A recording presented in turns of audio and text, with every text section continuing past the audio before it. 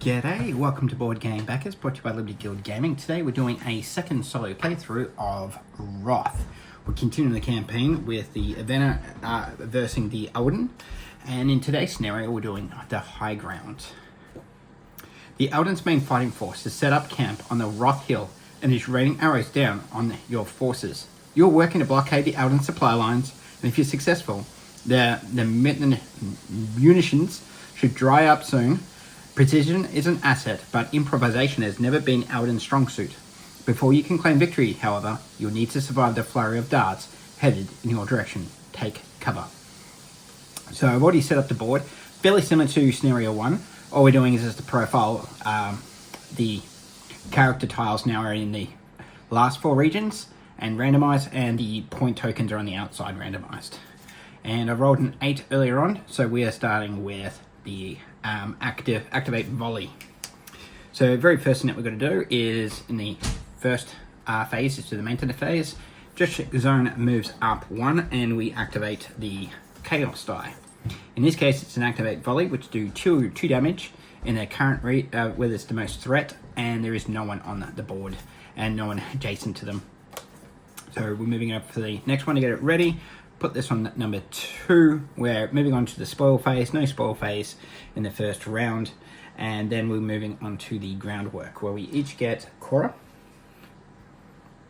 We also deploy someone on the board. We roll the all-seeing die. I get to attack for 2. And they get to attack for 2. And drafting phase, we roll the dice.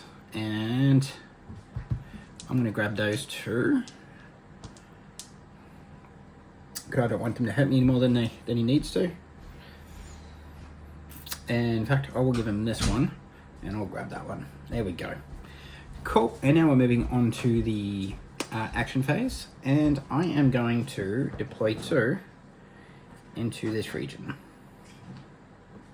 Over here. And here it's going to attack, and there's no one to attack, so it's now back to me. And I am going to use this to do an exodus. But before I do that, I'm also going to put a acolyte down as well. There we go. We are going to go with, because this is about the mission in this one here is that we want to prevent the AI opponent from getting to 25 points. So we're not racing to points here. We are simply trying to prevent them from getting to 25 points. So that is my exodus action. I'm trying to get his focus over here rather than over here. He gets 1 more, and also before I do that, I'm also going to attack for 2. I'm going to attack this region. Because it's important you do this before you finish your turn, otherwise, yeah, I would miss out, and I'll attack this region for 2. There we go, and now it's his turn. Oh, and he also gets to spend, but he needs to spend 2, and he doesn't have enough just yet. So let's roll. He gets 2 here. Now he does have enough. So this one here deploys with a Lithe, and goes into the deployment zone just here. And he's also got 1 more, so now he can spend this one. This goes to where the most Elden troops are, which is here. There we go, solid start for this gentleman. And that is also spent. And now we're moving on to the point phase. And in this case here, we are over here. I've got 1, 2, 3, 4, 5, 6. He's got 3, 4. So I actually maintain control of that region. So I get 1 point. I also get another point over here, but also dominate this region, so I get additional 2. Over here, he controls that region, and he also dominates that region for an additional point. However, he does get an additional 1 point each for having these 2 on the board, so that's 2 points here. And I receive just the 1 point for my acolytes. There we go. Now we're going on to the maintenance phase, where the district token moves up 1. Oh. That was supposed to go this way. 5, 6. So in that case, there we go. Put that over here. And that means that he doesn't actually get that token. before. There we go. 5, 6, 7, 8. There we go. And now we're moving up over to the district maintenance zone again, sorry. Moving up here, moving up 1, we activate the chaos die, which is add 2 leth from the discard to the faction mat. There we go. Moving down 1 more, activate volley. So target attack a region for 2 damage. So over here, attacking that one for 2 damage, and also the one on the side over here for 2. And whenever a vendor takes damage, I can deploy one of these into the deployment zone. And it doesn't take from the discard, unlike the cauldron. Cool. And now we move this one down here, getting that ready. Moving that onto 3. Now we're moving on to the spoil phase. Over here, we've got 1, 2, 3, 4. Neither of us get that, and neither of us get those spoils there. So moving on to groundwork, where we each get a core. We each deploy there, and we also roll the all-seeing die.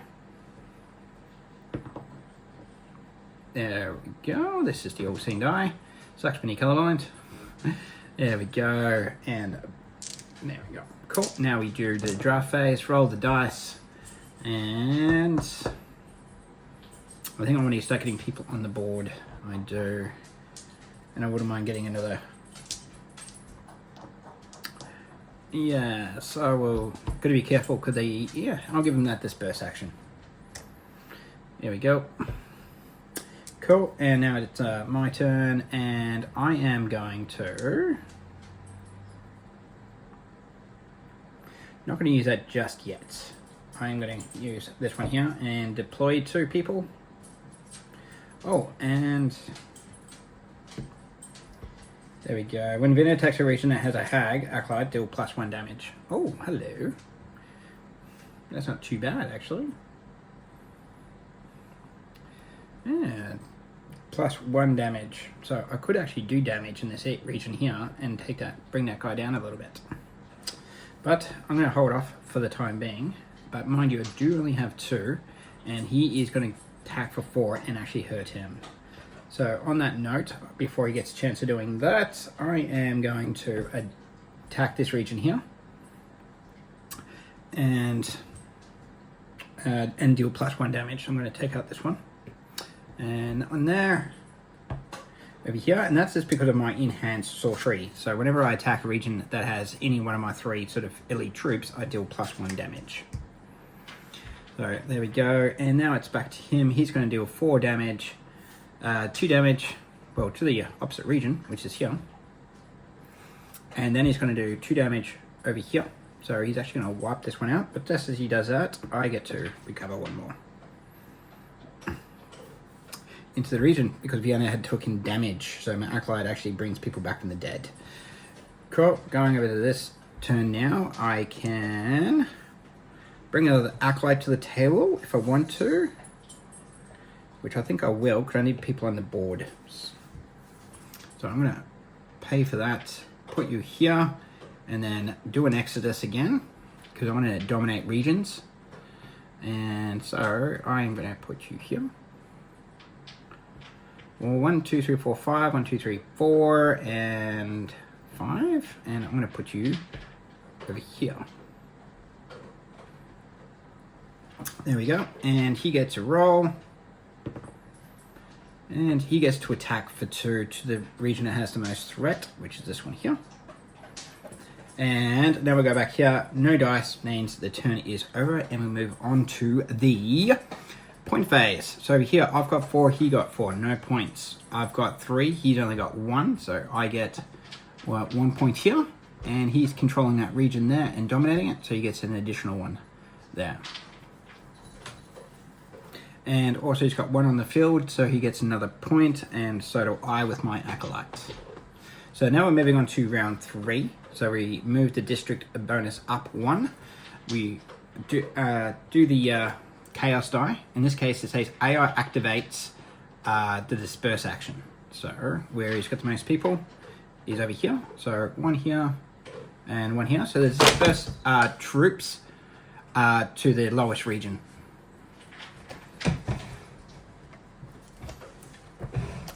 And then the second one, activate volley. So this is where the most threat is. So he's going to deal 2 damage here and then deal 1 damage over here. And I get to bring another one back. And that's 1, 2, and last one, AI adds 2 life from the discard to the faction mat. In this case, it's just a 1. Cool. There we go. That's the 3rd round done. And well, the start of the 3rd round anyways. Cool. And now we move on to the spoil phase, and nothing over here. We are draw here, and over here though, I get to have a Korra. And by the looks of it, I also forgot to spend one of these. So this would have gone to the area that had the most troops, which would have been here. And he also gets another point for this one. Over here, because that's where I dispersed. And then he would have gone to where the most threat is, which is over here. So there we go. And he, oh, sorry, scratch that. He didn't have enough Korra in the first place. He only has 1. So, cool. And now we are up to the groundwork phase where we get 1 Korra. He gets a Korra. I get to put somebody on the board in my deployment zone, and so does he. Whew. And then we roll the all-seeing die. And double damage, and over here he does ×2, and then we're up to the drafting phase where we roll all 4 dice, and not much for choice there, and he gets that one there. And I am going to bring one of these onto the board for 2.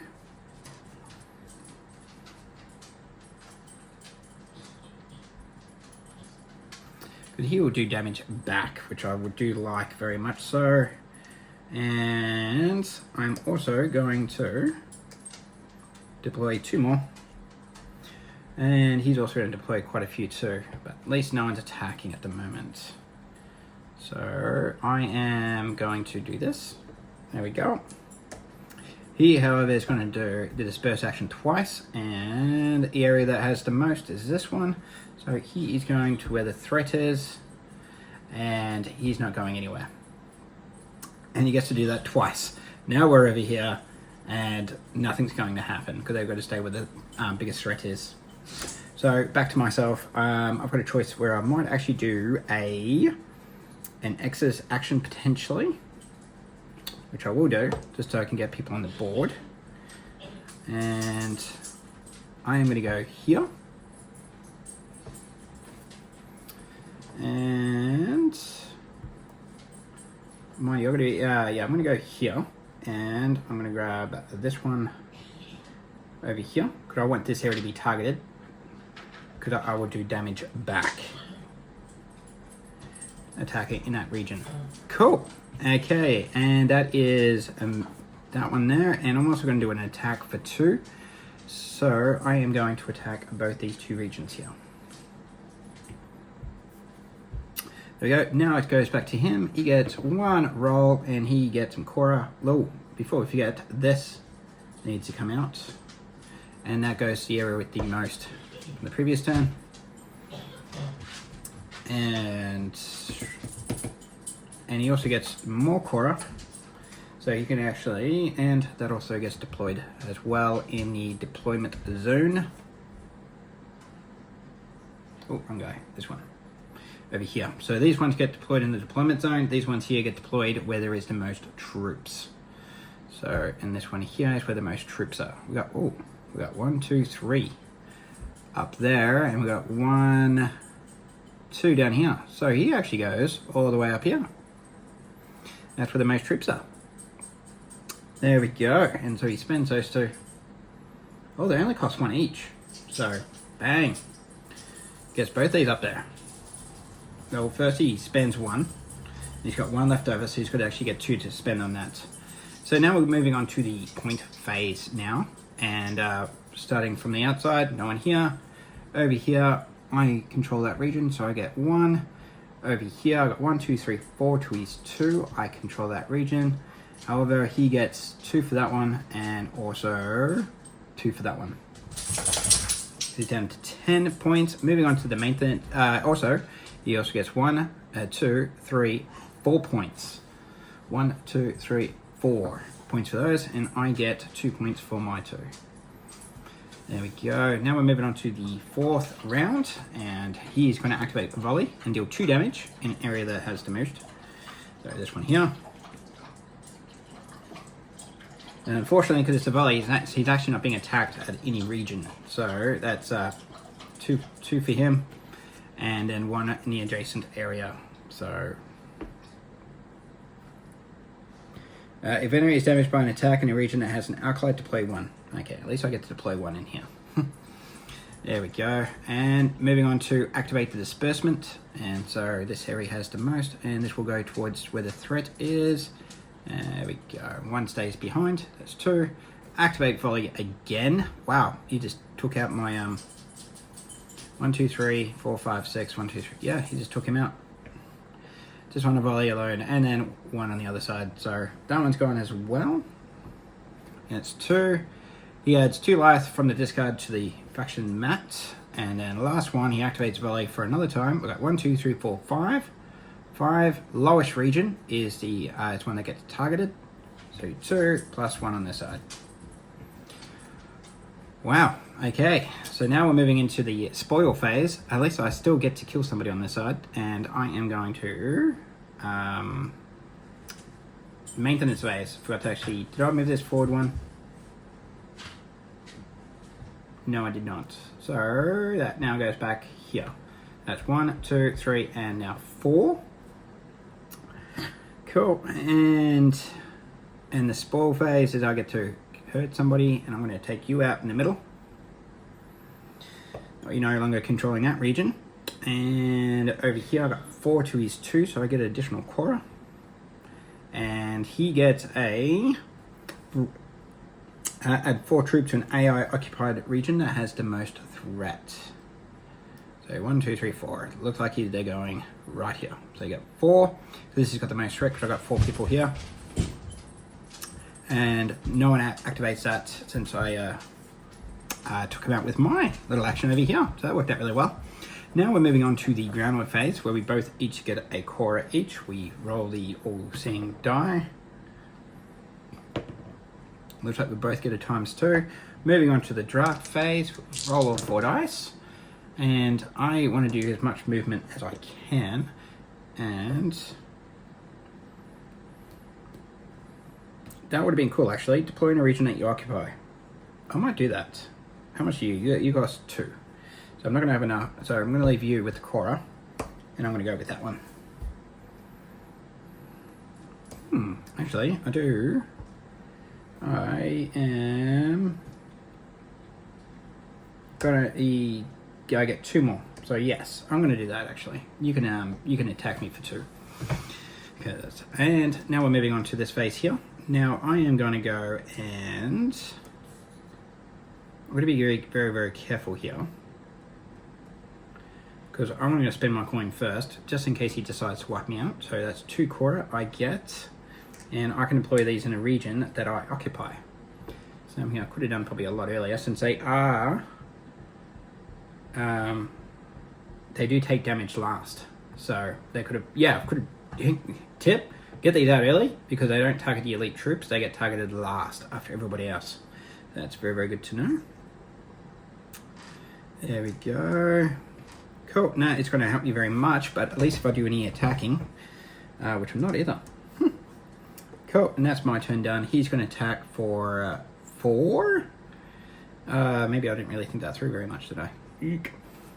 So he's going to attack where the most threat is. So it's 1, 2, 3, 4. 1, 2, 3, 4, 5. So he's going to attack 2 here.